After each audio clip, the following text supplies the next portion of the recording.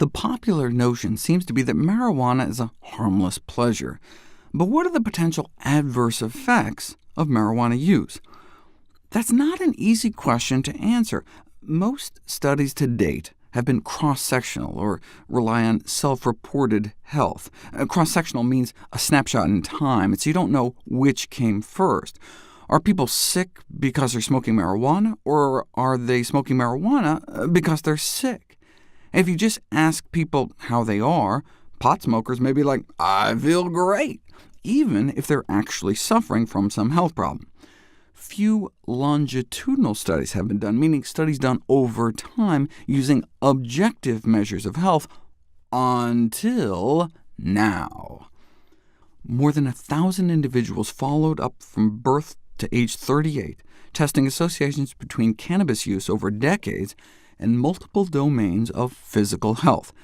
They looked at 12 health outcomes, and tobacco use was associated with worse health for 8 of 12, from impaired lung function to systemic inflammation and metabolic derangements.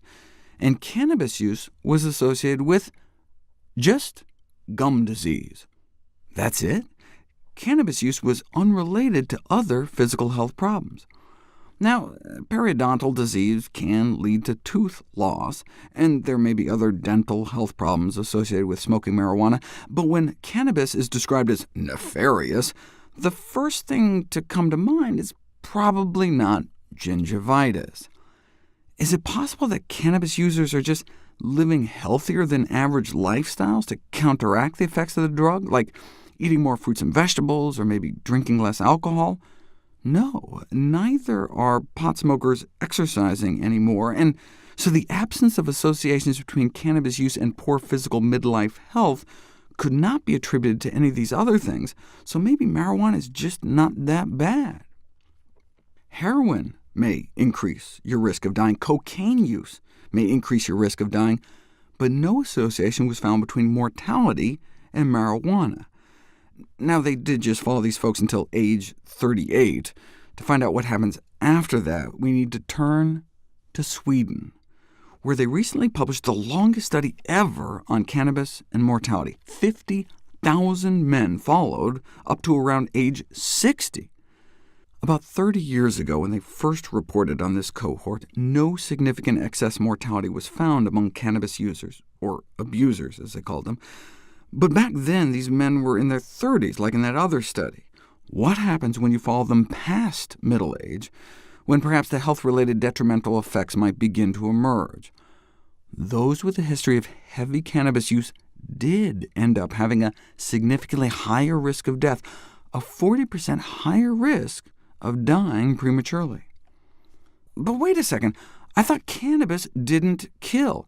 Cocaine kills thousands of Americans every year, alcohol kills tens of thousands, and tobacco breaks the graph, wiping out hundreds of thousands of people in the U.S. every year. But marijuana doesn't even make it onto the graph.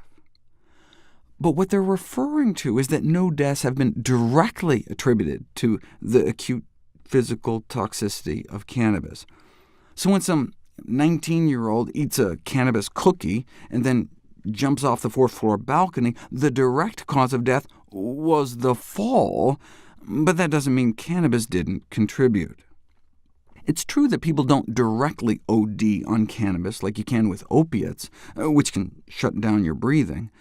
Unlike many pharmaceuticals, for which a harmful dose may just be a few times larger than the prescribed dose, the therapeutic index for cannabis is like 40,000 to 1.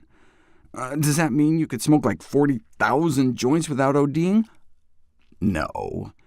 You may be able to smoke 2 million joints before a lethal overdose.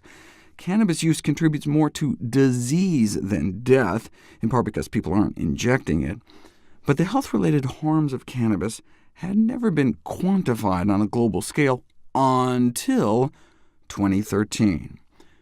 Every year, cannabis is estimated to result in 2 million years of healthy life lost due to disability.